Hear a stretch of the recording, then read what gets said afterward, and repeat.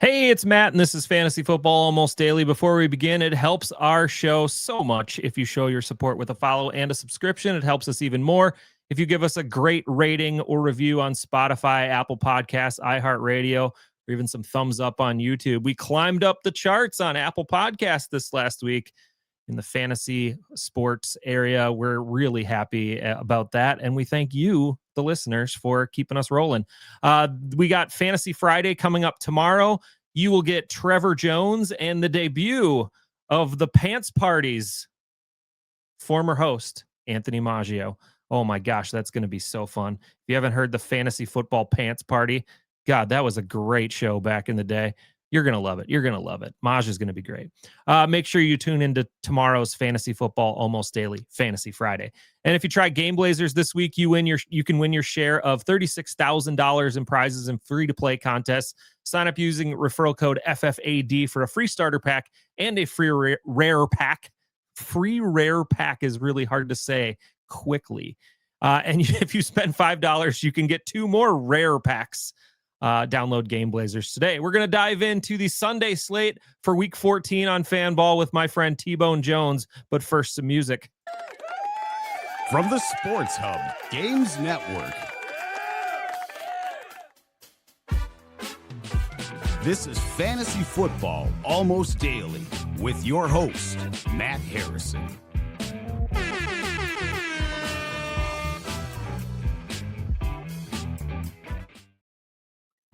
Hi, Trevor. Hey, Matt. How's it going? Welcome to Fantasy Football Almost Daily. It's our DFS pod. Trevor, I got to get something off my chest. I had the worst week 13 DFS pod of my entire year last week. It was so bad. It was so bad for me. I screwed up everything. I finished it in last place in all of our internals. It was awful. How did you do? I forget. I did okay, but it was probably the worst Sunday of football we've had. But very seriously, in like a half decade. They took all of the good teams and games and put them on Thursday and Friday. So we just got a bunch of muck for Sunday afternoon. And obviously the NFL didn't plan for the 8 teams to be involved in those games to be all the interesting ones at the beginning of the season or whenever they made the schedule last January or whatnot. But wow, yeah, it turned that Sunday into not fun, especially for Viking fans who are watching Max Brosmer softly, underhandedly toss pick sixes to the Seahawks defense. Yikes. Yeah, I'll eat some blame. I was excited about Max and that win about as badly as it could have. So I'll eat some crow there too. Yeah, you are a big Gopher fan. So, all right, let's go through everything there is DFS style on the show today. But first, we're going to go around the league and look at the latest news. News team, assemble! Trevor, Amon-Ra St. Brown, he's supposed to play tonight against the Dallas Cowboys. He's still listed as questionable before the game tonight with that ankle injury. I don't think he's going to go. Yeah, it's tough because if he plays, I think you have to play him, right? I mean, it's the highest total game of the week, and he's excellent and it's Dallas. In this kind of spot, and it's Dallas, right? But yeah, I don't know. Have Tom Kennedy ready, or or just pick up somebody for Sunday that's better than. I previewed this game yesterday on the Fantasy Football Almost Daily Thursday night preview show, and I gave Isaac Tesla a silver grade if Amon-Ra St. Brown is out. Oh, okay. So if he's in, it looked like I think Tom Kennedy was getting a lot of the slot snaps, but obviously Tesla is the guy that is talented and has the upside to maybe put 100 yards. Tesla was on the field for 92% of the snaps last week, and basically that was every snap after Amon-Ra St. Brown got hurt. So that's good news for him. But he's your backup plan. But obviously it's a Thursday night game, so you have room to move.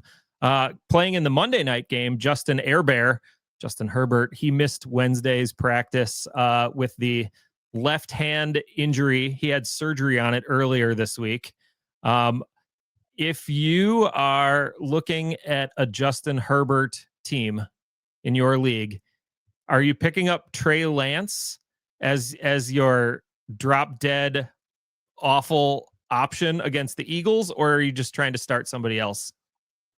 I think I would risk it with the chance that Herbert plays. And then say what you will about Trey Lance. I'm not saying he's good, right? But he's going to run a lot. Like he is going to have probably at least, double-digit rushes if he gets a start. So I don't hate just waiting and going with Lance if you have to. It feels like a Or get picking right him up game to for the block. Eagles D, though. I'm so afraid of the Eagles versus There is Trey that. Lance with no starting offensive tackles on that team. Yikes. That seems like bad news. T. Higgins limited in practice. He's coming back from that concussion. He might play this weekend.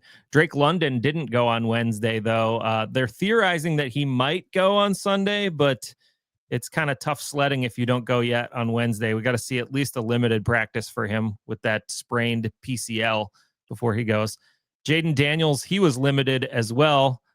He might go against the Vikings this week. The Vikings defense has held up really well, though.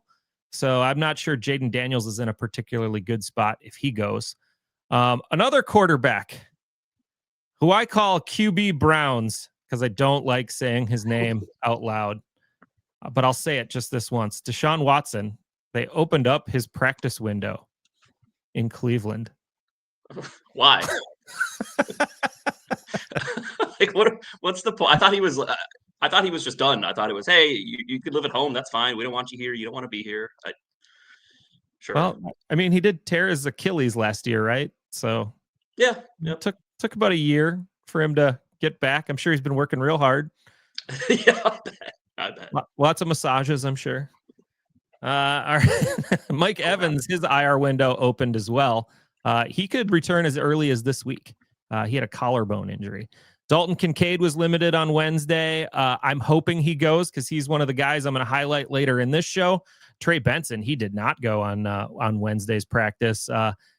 We're now getting it to like week 9 of what should have been a 4 to 6 week injury on Trey Benson. So I'm not sure whether or not, I mean, if he's on IR on your like roster, that's great. The last couple of weeks for Arizona are like potential like league winning matchups. And Trey Benson could be one of those guys who's like, hey, I'm going to win you your league by getting you 25 points in each of the last 2 weeks. But it's really tough to believe that's going to happen at this point. Especially, I mean, Arizona's had the the rockiest injury situation in the league at running back. They need anybody with talent. And that, like you said, that Trey Benson's just kind of doubling his injury timeline is kind of scary. Yeah. And finally, Kyle Monangai has an ankle injury, and he was an estimated did not play for a fictitious practice that the Bears did not hold on Wednesday.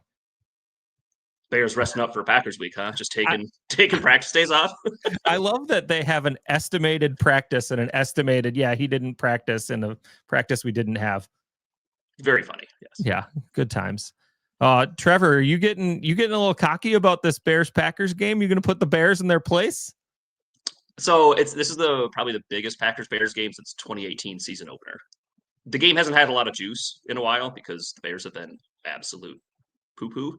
So I am excited to like have the game mean something again because it hasn't for like 5 years. Yeah, and what was it like 10, 15 years ago when they met in the NFC title game? Yeah, that was a fun one. All right, let's get into week 14. The Niners, Panthers, Patriots, and Giants are on bye this week. The highest over-under of the week is the Buffalo-Cincinnati game at 51.5. And Trevor, we're going to start with a player who's going to be in close to half of all lineups you build on Fanball this week. Who do you got? Yeah, let's keep the Packers love going. I'm going with Josh Jacobs, 7,100 at home against those Chicago Bears. In games that he started and finished this year, Jacobs averages 21 touches. Matt LaFleur loves giving him the ball in big games, especially in his first game back after resting against the Vikings. Jacobs immediately dominated the running back touches. He saw 18 of the team's 24 running back touches. Chicago's not a scary matchup, bottom 10 in yards per carry and rushing yards allowed. Those numbers are even a bit inflated as they face just one top 10 rushing offense in the past 5 games, and that was the Giants, who are 10th. And that's a lot of Jackson Dart kind of scrambles there too. And even during that stretch, they still allowed over 120 rushing yards a game. Green Bay's a sizable home favorite with a large workload. Jacobs might be the best bet on the slate for a touchdown, and he's got a couple extra days to rest kind of whatever was going on with the mini bye from the Thanksgiving game. Wow. I mean, we're going to get into it a little bit later. I looked at the slate this week, and I thought there were 2 running backs that just stuck out to me more than any other.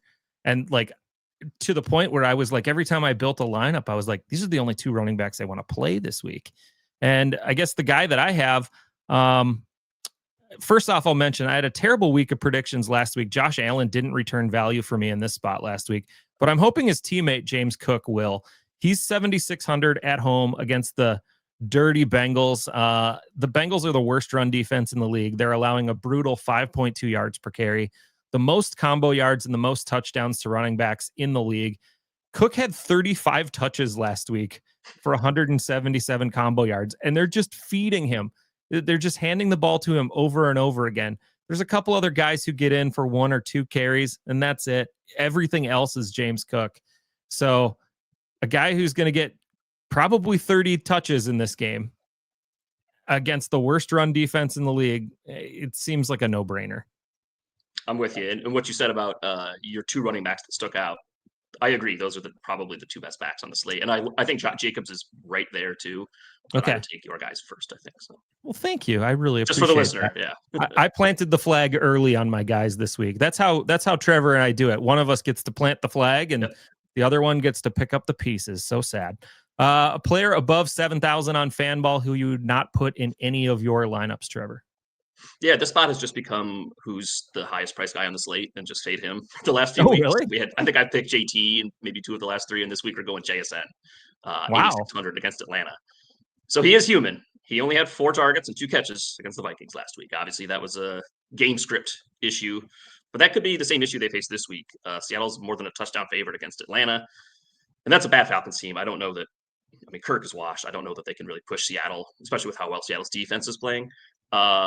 Atlanta allows just under 11 catches, 137 yards per game to opposing wide receiver cores in total right now. Even if you give JSN 80% of that production, which might not be unfair, that's about his workload right now. You get about 9 catches for 110 yards. So even at that spot, that's 23 Fanball points. Probably not cutting it at 8,600. You kind of need a touchdown in addition to that stat line. I'd rather play the other pricey receiver options. We'll get to a couple of them later that are just a little bit cheaper than JSN. All right. I actually considered JSN for my expensive receiver of the week. Ooh, okay. he was one of my 2 in consideration. So I don't mind him as much as you do because Atlanta's defense has just struggled over the last probably 2 months now. And they're buoyed on the numbers of weeks 1 through 7. And the last 8 or so weeks have been really, really bad for them. So, all right. The guy I have is on the other side of that game. It's Bijan Robinson. I've been really good on picking the negative guys. I said, don't use Justin Jefferson last week. That worked. I mean, that's really easy though. That was an easy button. I smacked that one. Yeah. Bijan torched the Jets last week. He had 173 combo yards and a score on 28 touches, but this is a much tougher matchup.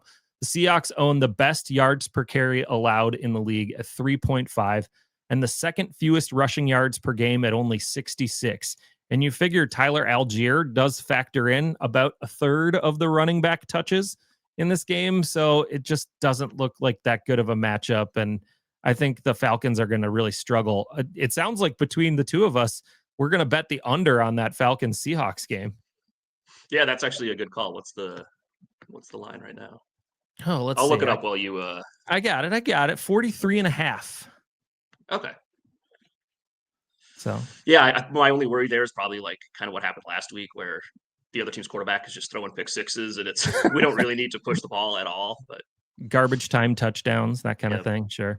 All right. Favorite quarterback picks of the week. Trevor, you go first. Yeah. Joe Burrow's back. Let's use him. That'll be fun. 6,500 at Buffalo. Expensive quarterback's just tough this week. Obviously, I think you picked the guy that's the best expensive play. We'll get to of course I did. In a second there. Mahomes gets Houston right, or Mahomes. Mahomes gets Houston right now, who's on fire defensively. Lamar's clearly hurt, not running.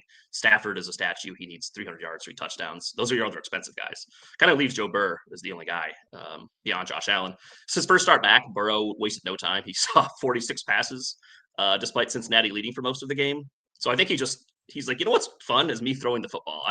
Winning's great, but we're not running the ball today. Buffalo is a tough matchup for opposing QBs, although the last 4 they faced are Tua, Baker without Mike Evans, Godwin, and Bucky, Davis Mills, and Mason Rudolph. So that's a little bit inflated. Like you said, T. Higgins was cleared to practice limited fashion on Wednesday, which should help. And also, like you said, the best reason to play Burrow, the game total is 53.5 right now, actually. I just checked. Oh, it went up. Yeah, and it's 6 points higher than the next closest game on the slate. You could play Burrow and the other guy on the other side of this game. In the same You don't have to like dance around his name. Everybody knows that Josh Allen is the quarterback on the other guy. Who's not the like other J.B. Browns or anything. About? Yeah. I should note that that game likely snow showers, 31 degrees, likely snow bowl over there in Buffalo for that. What's game. The wind? Because that's really the. It's not much. It's only like 6. So snow, I don't worry about. Wind, you get worried about. It'll be nice, fluffy snow. That'll be a fun game to watch for sure. I'll take Josh Allen on the other side at home against the Bengals. He's 7,700. Kind of had 2 disappointing fantasy weeks in a row, but even his disappointing weeks don't really kill you. And this week it's Cincy. The Bengals have allowed the 5th most passing yards in the league at 265 per game, plus about 2 touchdowns per game. So his floor is much higher this week, and his ceiling is always, 50 points, like one of the highest in the league. So you got that going for you with Josh Allen. Who do you got on the cheap side? Because we got a lot of expensive guys that we like this week. We're going to have to get down and dirty with a few cheap guys. Who's your cheap quarterback? Yeah, actually, I feel good about this one this week. We'll go with Tyrod Taylor, 5,200 at home against the Dolphins. In his 3 full starts this year, Tyrod has 197 and 2 plus 50 on the ground, 222 and 1 with 19 rushing yards, and 172 and 1 plus 44 and 1 on the ground last week. $200 away from min salary. He's a great floor play. The Dolphins specifically have been clocked by athletic quarterbacks, giving up the 7th most rushing attempts, 3rd most rushing yards to the position. In week 3, these teams faced, and that was a Justin Fields effort. And obviously, he's a much more explosive runner than Tyrod is. But still, Fields went 781 and 1 against that Miami defense. And that was with their best edge player, Jalen Phillips, who they have since traded. The Jets are also playing hard, which isn't something you get out of all the bad teams right now. 3 wins in their last 5 games. They weren't embarrassed by New England or Baltimore in their 2 losses. So easily my favorite cheap option. Good floor, not a great ceiling, but 5,200. Great price. We're going to talk a little bit more about that Miami Jets game. And it's weird that both of those teams are playing hard right now. It's very weird. We talked on this pod for like weeks about when's it about to tip over for Miami, and they just kind of turned it around. It went the other way. My budget pick is Tyler Shuck. We're going to shuck it deep, 5,300 at Tampa Bay. Shuck has had multiple touchdown passes in 2 of his last 3, 239 or more passing yards in each of those 3 games. And Tampa is on the docket this week. Their pass defense has been dinged badly in the last month. Every quarterback in the last 4 weeks has hit 270 yards and multiple touchdown passes. So basically, they're in the last month, they've been the worst pass defense in the league. So we got that going for us, which is nice. Let's go to the running back position, Trevor. And who's your expensive guy that you want to throw in your lineup? Yeah, like I said earlier, take the top 3 guys. I left you with the scraps. Yeah, yep. So Ken Walker, 6,100 at Atlanta. Walker's had consistent workload recently, 3 straight games with at least 11 carries and 3 catches. However, just the 1 touchdown since week 3, so he's due, maybe. Although Charbonnet is doing a lot of the goal line work right now. It's a really good matchup, though. Atlanta's bottom half of the league in both rushing yards, catches, and receiving yards allowed to opposing RBs. Walker's the pass game back, so he would be the threat in that spot. Seahawks are a good bet to clear 32 carries. Over their last 4 games, they've got 3 efforts of 39, 33, and 32 rushing attempts. Wow. Zach Charbonnet's in play too. I think both of these guys are better in tournaments than cash plays, but they could get a lot of rushing attempts off against this beaten up Atlanta defense. Absolutely. The thing that scares me about both Walker and Charbonnet, and I used Charbonnet last week or the week before, AJ Barner being their tush push guy now, that's driving me nuts because there's 2 good running backs there and they're not even using them in some of these short yardage situations, especially near the stripe. Yeah, 2 second-round backs to hand off the ball to the tight end at the goal line is a choice. It's wild. My expensive pick is Devon Achane, 8,100 at the Jets. And I said there's 2 glaring options at running back this week. I think it's James Cook and I think it's Achane, and I think they're both going to be in basically all of my lineups. Did you know that the Dolphins have won 4 of their last 5 games, Trevor? I know they've been better. I wouldn't have gotten 4 out of 5, though. No. Isn't that crazy? Did you know that Achane has had at least 16 PPR points in each of the last 5 weeks? He's The an floor is animal right now. fantastic with him right now. Last week was the first week in over a month that he didn't catch at least 5 passes. Free money. And he's had 3 straight games of 120 or more rushing yards. By the way, the last 3 number 1 running backs to face the Jets had 32, 22, and 30 Fanball points. Should he be like 10,000? As you're reading the stats to me, I'm kind of like, maybe this guy should be like the most expensive player on the slate. He should be up there with JT. Yeah. And you're getting a pretty significant discount based on where JT is right now. Because what's Taylor? Taylor's at 9,000. Achane's at 8,100. I mean, I kind of love that. It's a way better matchup for Achane too. No, it is. I agree. Achane and Cook will probably be in all my lineups this weekend. All right. If you got to get dirty with a running back, who are you doing it with? Yeah, we'll go with Devin Neal, the Saints starting running back, 5,000 against Tampa. Last week was his first start. He was a true lead back, playing 82% of the snaps and seeing all but 5 of the team's running back touches. I was worried about Taysom Hill taking a bunch of his work. Taysom just had 1 touch, so maybe the Taysom 10-carry game was just kind of a blip. Notably, Neal ran 32 routes, which will be huge this week against Tampa, who's been smoked by pass-catching backs. They've given up the most receiving yards to enemy backs and the 6th most touchdowns. Just $5K for a lead back who's the main pass-catching option. That's always a good play. I like that. I wasn't thinking about Neal, but now that you mention it, that's a really savvy play right there. And there's no one else. It's Evan Hall and Audric Estime, and those are like zeros. I think they got 2 touches maybe. Yeah. So. I should note that if you're playing, regular fantasy, the Saints' schedule down the stretch for running backs is primo too. So if Devin Neal's still available in your league, go grab him. My budget running back, Tyjae Spears, 4,400 at Cleveland. And this is my patented, if you got to get real nasty at the flex position, because you're not playing him as just a running back here. It's a flex play. This is where Spears comes in. It's impossible to run against Cleveland. It's impossible to drop back to pass for longer than 2 seconds against the Browns, or Myles Garrett will sack you 5 times. So that's why in just the last 2 weeks, running backs have caught the ball 17 times against the Browns defense. That's a lot. That's 8.5 per game. Spears is basically the only guy catching balls out of the backfield. He caught all 6 of his targets last week, and he's only not caught 2 of his 30 targets this season. He's 28 of 30. So he's very sure-handed out of the backfield. I think he's a lock for 5 catches and 30 yards receiving. So that's 8 points right there. And so he needs 4 more points to basically return 3x value for you on Fanball. And that's what makes him kind of interesting for me. If he scores a touchdown, he's a huge helper. He's one of maybe 2 guys who could score a touchdown for Tennessee this week. I don't love it, but Tyjae Spears is a guy if you got to get real nasty. Yeah, you don't see the floor of like 8 points on a guy that cheap at running back usually. So yeah. And if he puts one in the end zone or breaks one for 30 yards or something, you're home free. All right, wide receiver picks. I had a tough time with my expensive pick, but who's yours?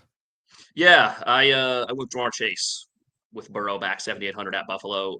In 15 career games without Joe Burrow, Chase goes 672 and catches a touchdown a third of the time. With Joe Burrow, that jumps up to closer to 7 catches, 92 yards, and 0.8 touchdowns. So wow, 2/3 of a catch, 20 yards, and a half touchdown each week difference. I do think T plays. He had a concussion last week, but that he's already been cleared to practice tells me he's probably on track to play. Even in a game that Cincinnati led most of the time last week against the Ravens, Chase saw 14 targets. We already talked about how Joe wanted to throw the ball 45 times. I did have Puka here initially, but the Devontae Adams touchdown stuff is just like, maybe it's sticky. Maybe he's just the only guy that's going to catch touchdowns. So you led right into my guy, Trevor. I can just go right into Devontae Adams, who's my expensive pick at 7,500 against Arizona. So he scored twice again last week. So now let's go back and review the totals. This season, he's had 0 touchdowns in a game 3 times. He's had 1 touchdown in a game 5 times. He's had 2 touchdowns in a game 3 times. He's had 3 touchdowns in a game 1 time. So you have a better chance of Adams getting 2 or 3 touchdowns in a game than 0. and he starts every game at 0. What? The math checks out. Yeah, it does. This is the first meeting of the year between the Rams and the Cards. I've always thought the Cards were a little bit of a paper tiger of a D. They haven't faced the best passers in the world. They allowed 2 wide receiver scores to the Jags 2 weeks ago. JSN gouged them for 93 and a score a few weeks before that. Lamb and Pickens each got to 13 PPR points.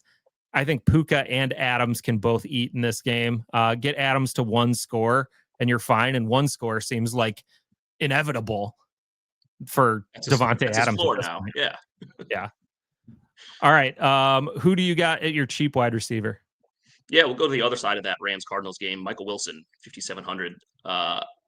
This one does depend on Marvin Harrison being out, which I do think is likely. He was re-injured on Sunday, missed practice on Wednesday. Jonathan Gannon said it's a tough injury because it's on his foot. Anytime he puts pressure on his foot, it's tough. Did they take his appendix out through his foot? Maybe that's a new way to do it.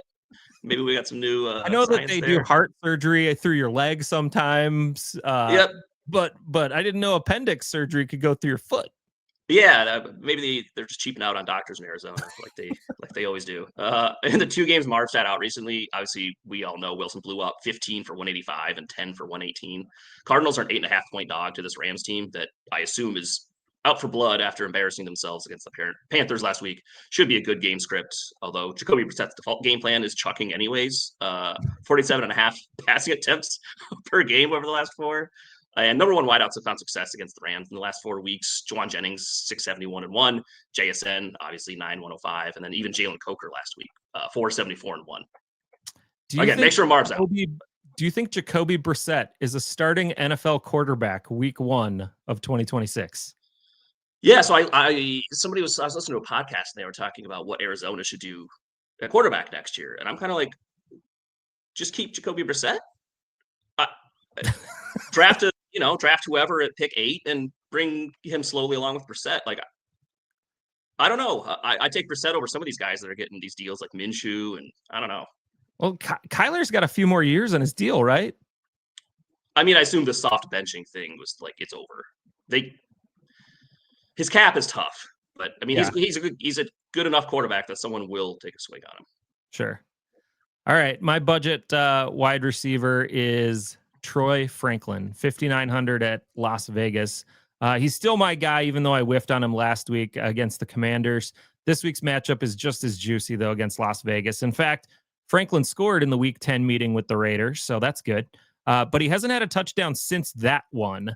And his buddy Bo Nix, he wants to feed his favorite wide receiver that Trevor assures me he's seen naked. So, and the Raiders have allowed the 5th most touchdowns to opposing wide receivers this year, including 2 more last week to the Chargers. So I think Troy Franklin's in a good spot. Price tag's still right. Yeah, you can kind of throw any Denver players against this Vegas Tiger Fire. All right, let's go to the tight end room. And Trevor, who do you got on the heavy side here? Yeah, we'll go expensive Tyler Warren, 5,500 at Jacksonville. As we always do, this is the who's playing the Jags tight end defense. Mm-hmm. 2nd most catches, 4th most yards, 6th most catches to the position. That train kept rolling last week. I believe Gunnar Helm was my cheap tight end pick. They allowed 10 total catches to Chig, Okonkwo, and Gunnar Helm combined. Warren's getting tush-push opportunities for the Colts, which will continue with Daniel Jones's broken leg, which shout out to him for gutting it through. He's going to play this week. He is, yeah, but I don't think they're going to mash him on the goal line. Yeah, game could be a bit of a pass funnel too. Jacksonville weirdly has an excellent run defense. I looked at the numbers and I was like, when did this happen? They're allowing the least rushing yards per game in the league and just 4 rushing touchdowns all year. Warren's been a little bit slower recently after his hot start, but he does have 7 targets in 3 of the last 4, and this is outside of the Bengals. This is the best matchup of the league. Yeah, absolutely. My expensive pick is Brock Bowers against Denver. I almost pulled Bowers off this list and did Warren instead. And I'm glad that you did, Trevor. But it's mostly because Bowers put up a dud game against Denver in Week 10. He had 1 catch for 31 yards. But the last 2 weeks, the Broncos defense has given up 20.6 points to Zach Ertz and 24.1 to Travis Kelce the week before. So there's room for a tight end to eat here. it's going to be Brock Bowers. And in his first week in the Greg Olsen offense, he caught 2 touchdown passes. He scored both of the Raiders touchdowns last week, including that sick one-handed catch right on the goal line there. It's fun to have Bowers in your lineup. Put him in your lineup. Yeah, you can never go wrong with Brock Bowers. Yeah. Who you got on the cheap side, Trevor? Yeah, we'll flip to the other side of that Jacksonville Indy game. Brenton Strange, 3,800, tight end for the Jags. He started and finished 6 games this year. In those games, he's gone under 10 PPR points just once, technically twice. One of the games was 9.9 PPR points. He's got at least 3 catches. Yeah, he's got at least 3 catches in all 6 of those games as well. He's a former second-round pick, so he's got some draft pedigree. He led the team in catches and yards 2 weeks ago, and then followed it up with a 3 for 45 and 1 outing last week. So the Jags tight end defense we know is terrible. 2nd most catches, 4th most yards allowed. The Colts defense flips that. They give up the 5th most catches and the 2nd most yards. So it's a great matchup. Brian Thomas still doesn't look good. So it's kind of just Jacoby Myers and Brenton Strange right now. The easiest thing that we can do on this show is just to pick on the Bengals tight end defense. And that's what I'm about to do right now. It's Dalton Kincaid, 4,300 against Cincinnati. Kincaid looks like he's going to return this week from the hamstring injury that kept him out. Noted that if Kincaid is out, I'm not going to flex to Dawson Knox, but you could if you really want to. I just don't feel that brave in Dawson Knox's ability right now. But since he didn't give up a tight end touchdown on Thanksgiving to the Ravens, but they almost did. Isaiah Likely fumbled on the 1 and it went out the back of the end zone. So had he scored, his line would have been 5 catches, 96 yards and a touchdown for Isaiah Likely. And it would have been the 14th touchdown to a tight end this year. And it wasn't even the Bengals that knocked it out of his hands, really. Likely just dropped it, basically. He got too excited getting toward the end zone. So the best tight end in the league this year is Trey McBride. He has 88 catches, 879 yards, and 8 touchdowns. But the actual best tight end in the league is whoever faces Cincinnati, because they have 86 catches, 1,121 yards, and 13 touchdowns. Like, vastly better than Trey McBride. That's almost 100 yards and a touchdown per game to the tight end. Like, what are we doing, Cincinnati? Like, can they not have one game where they're like, all right, we're just going to put 2 linebackers on whoever their tight end is, just so we like don't set some new record. We'll give up catches to whoever else. That'll be great. We're just not doing this anymore. I don't know. Well, they can't because their run D is so bad and their pass D is like terrible. It's awful. So they're 6 PPR points per game worse than the next closest tight end defense. Like a full touchdown per game worse than the next the Jags. I think are the next one. Like, it's insane. They're so they're bad. playing a different sport. Yeah. Wow. Historically bad tight end defense. And if Dalton Kincaid goes, he's got to be in all your lineups. He's almost a lot. Price tag. I think that price tag plus the 54 over under is tough to pass. Well, and also the fact that when he's been healthy this year, he's seen more targets per game than any Buffalo receiver. That's a good point. He's the number 1 option when he's healthy. Yep. Yeah. So, man, Dalton Kincaid in such a good spot. I hope the hamstring feels good. They can, rub some icy hot on it and he'll be ready to go, I'm sure. Yep. All right. The deep sleeper that you like this week, Trevor. Mine's real dirty. What's yours? Yeah, mine's gross. I think I had Devon Vele here last week. Ooh, that worked out. And 1. So you nailed it. Yeah, he's still cheap too. If you want to, get disgusting again. This one's pretty gross too. We'll go AD Mitchell for the Jets, 3,600 against the Dolphins. Mitchell's making the most of his new home in New York. He's got 25 targets over the past 3 games, capped off with last week's 8 for 102 and 1 outing against Atlanta. Mitchell ran 86% of the snaps behind only John Mechie at 97%. No other receiver cleared 40%. So it's really just these 2 guys. Since the bye, Justin Fields had 2 starts. He completed 6 passes to wide receivers. Tyrod Taylor has also started 2 games since then. 22 completed passes to receivers. There's a difference. The offense is just, NFL, functional, literate, competent. You could also throw 3,500 John Mechie in, but AD Mitchell is, kind of a good player. John Mechie's on his 4th team in 4 years. So sure. All right. The deep sleeper for me is Jerry Jeudy, 4,000 versus Tennessee. How dirty do you want to get? Because Jeudy was 2nd on targets for the Browns last week with 4. But he's always on the field. And the Titans are a great matchup this week. They're so terrible against wide receivers. They allow 168 yards per game to the position. That's third most in the league. And plus, I will note that this is a Shedeur Sanders spite game against Cam Ward, who we all were like, is it between Shedeur and Cam Ward at the number 1 overall pick? And the Titans passed on him 5 times in the draft. So Shedeur, actually probably like 6 or 7. They had some extra draft picks. Shedeur is so pissed at the Browns right now that you got to think he's going to try to chuck it deep a couple of times here, right? I mean, I could be mad at the Browns. It's not going to do me any good. And when it comes to playing football. Oh my gosh. So Jerry Jeudy 4,000 against Tennessee. I don't particularly like it, but I could see like the path for him to get like 5 catches, 100 yards and a score. Yeah, I told Matt, I think yesterday or 2 days ago, that I thought about using Jerry Jeudy in this spot.